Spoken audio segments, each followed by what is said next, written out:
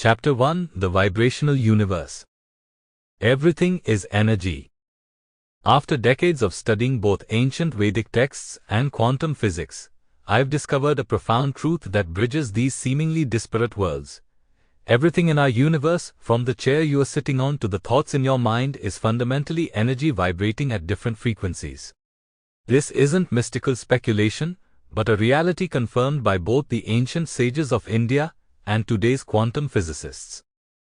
The Vedic seers, through deep meditation and inner observation, recognized over 5,000 years ago what modern science has only recently begun to verify through sophisticated instruments and mathematical models.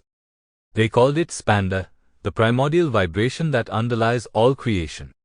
In the Spanda Krikas, an ancient Kashmir Shivism text, this concept is described as the subtle pulsation of consciousness that manifests as our physical world. Quantum physics tells us essentially the same story through a different language. What appears solid to our senses is actually mostly empty space populated by subatomic particles in constant motion. The chair supporting you right now? It's not really solid in the way you perceive it. At the quantum level, it's a dance of electrons, quarks, and other particles vibrating at specific frequencies that create the illusion of solidity. Let me break this down further. When physicists examined the atom, once thought to be the smallest indivisible unit of matter, they discovered it was mostly empty space. The nucleus at the center, containing protons and neutrons, accounts for 99.9% of the atom's mass but occupies only about 1/4 of its volume. The rest is essentially empty space where electrons move in probability clouds.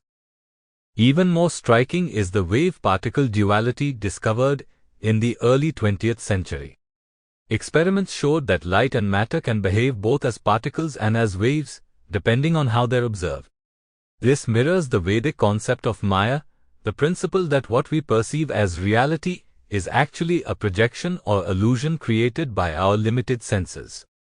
In the Mandukya Upanishad, reality is described as having multiple levels, from the gross physical world to the subtle realms of consciousness.